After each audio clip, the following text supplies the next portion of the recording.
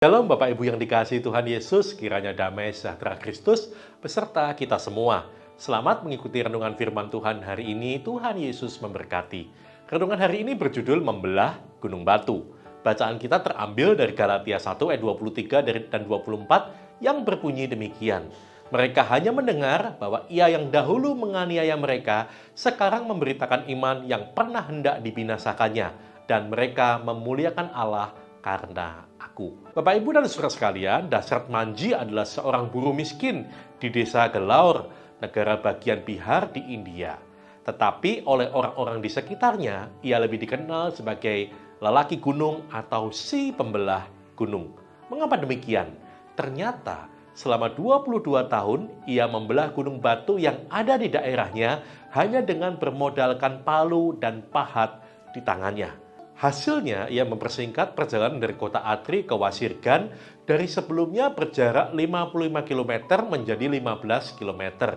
Karena orang tidak perlu lagi berjalan memutari gunung batu tersebut. Karena ketekunannya, ia berhasil menciptakan jalan di antara gunung tersebut. Semuanya berawal ketika istrinya yang bernama Falguni meninggal karena tidak segera mendapatkan pengobatan akibat perjalanan ke kota yang terlalu jauh.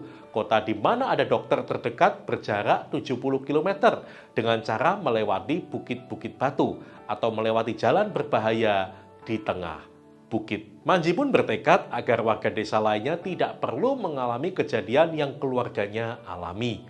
Ia lalu mulai memahat sebuah jalan melewati bukit-bukit Gelaur supaya jarak antara desanya dan kota menjadi lebih dekat, sehingga warga desa lebih mudah mendapatkan perawatan medis.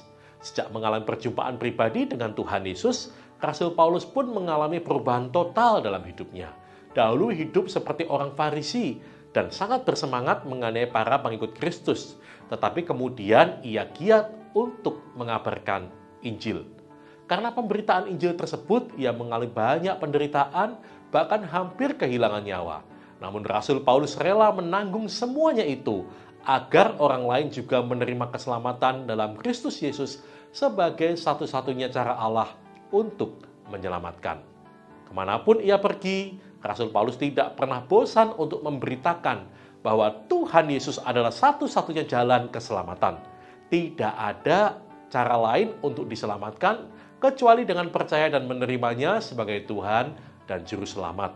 Perubahan tersebut membuat banyak orang heran.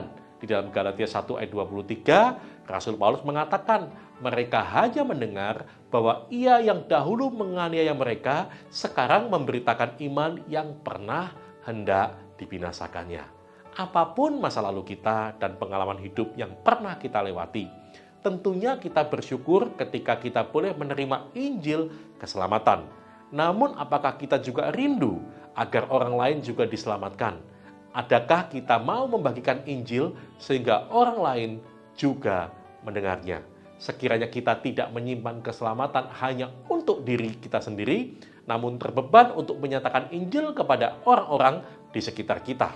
Apapun tantangannya, kerinduan untuk melihat orang lain diselamatkan akan membuat kita mampu memecahkan gunung batu tantangan itu bersamanya.